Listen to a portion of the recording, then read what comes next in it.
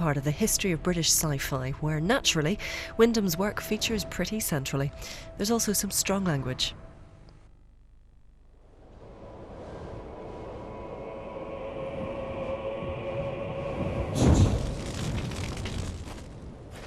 Imagine being the last man left on Earth. It's a scenario that has fascinated British science fiction writers for over a century.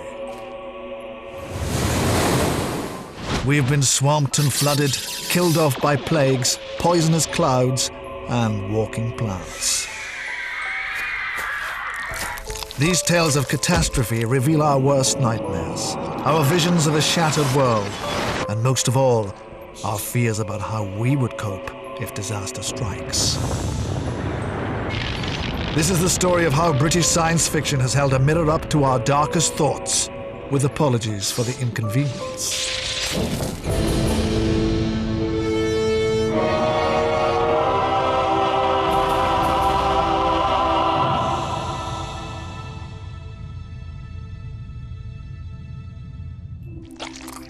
Catastrophe stories are the bad boys of science fiction, where the writers abandon time travel and alien invasion and declare the end of the world as we know it.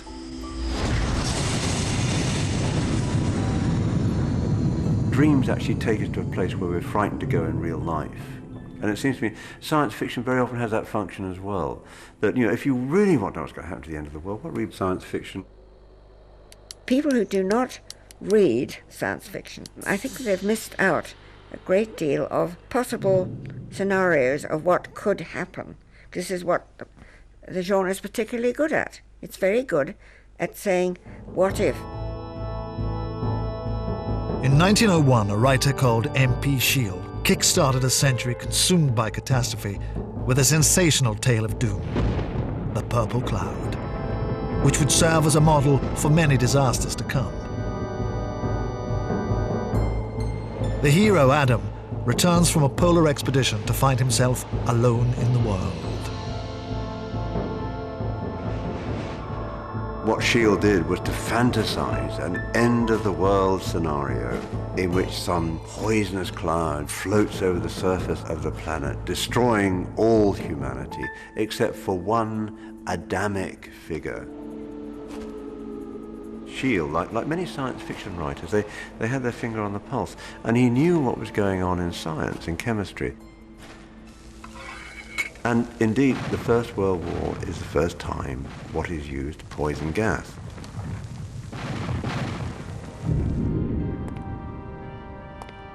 I was so afraid, for I was used to the silence of the ice, and I was used to the silence of the sea, but I was afraid of the silence of England.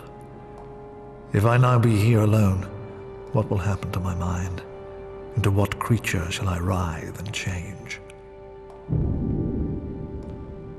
Adam spends his post-apocalyptic days roaming the ruins of the empty world. Driven mad by solitude, he burns down city after city to wipe out all trace of humanity. Something was suddenly born in me, something out of hell. And I smiled a smile that never man smiled, and I said, I will burn. A madman left alone in charge of the world, Adam wreaks havoc wherever he goes.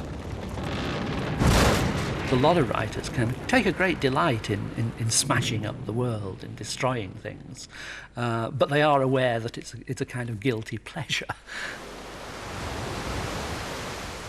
Matthew Phipps Shield was born in Montserrat in the West Indies in 1865. To celebrate his birth, his father claimed a small rocky island off Antigua and crowned his son King Philippe of Redonda.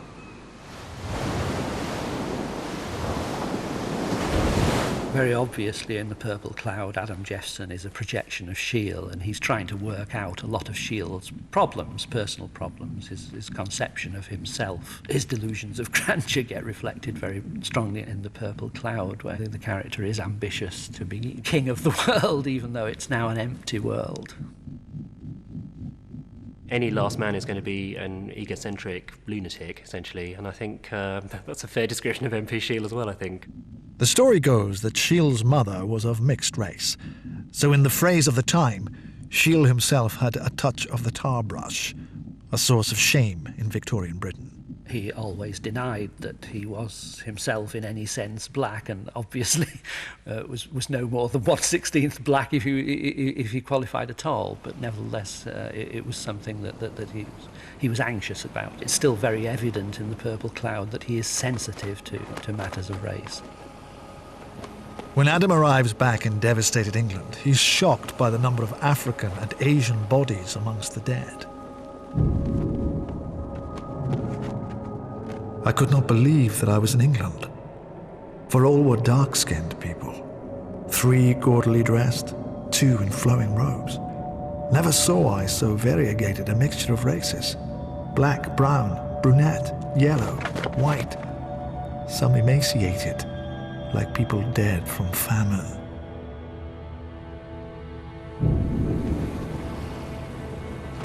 The rigid hierarchies the empire insists upon are collapsed.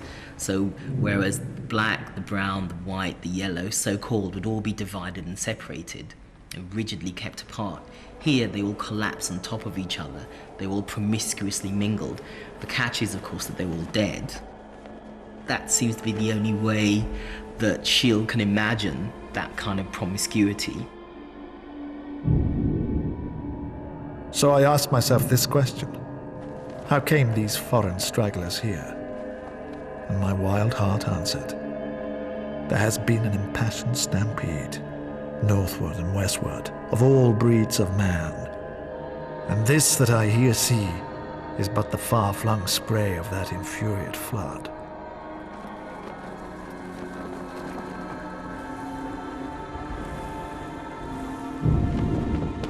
The novel's portrayal of a mixed-race England played straight to the fears of many of its readers. Thousands of Jewish refugees had recently arrived in the country, fleeing persecution in Eastern Europe. After a public outcry, the government had brought in several alien acts to limit the numbers. At that point, at the beginning of the 20th century, I think racial anxiety was key to Englishness, of imagining a vision of England that was stable and secure. So the disaster novel becomes a way of testing the limits of that. Effectively becomes an experiment with worst-case scenarios. After nearly 20 years alone, Adam eventually reaches Constantinople, where he discovers a female companion, a Turkish Eve.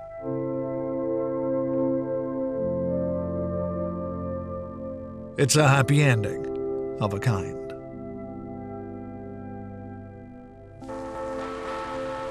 The Purple Cloud set a pattern for many disasters to come. A lone man struggling to cope, a post-apocalyptic landscape, and a female companion discovered. 50 years later, there was a Hollywood version of the novel, The World, the Flesh, and the Devil, starring Harry Belafonte.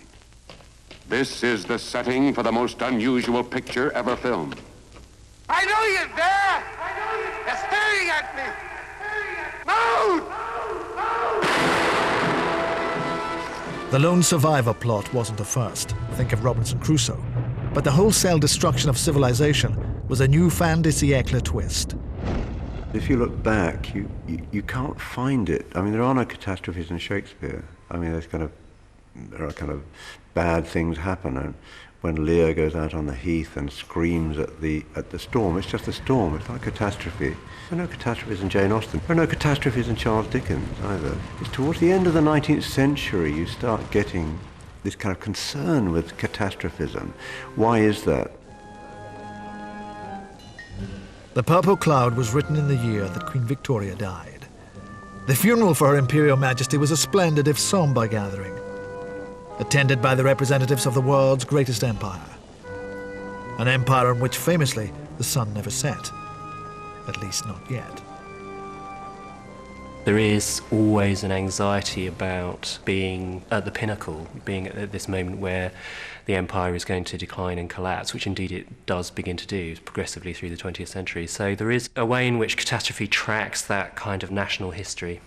But these catastrophe novels allow the unsaid to be said. and not just said but played out in its most extreme form, they become the blockbusters of their time.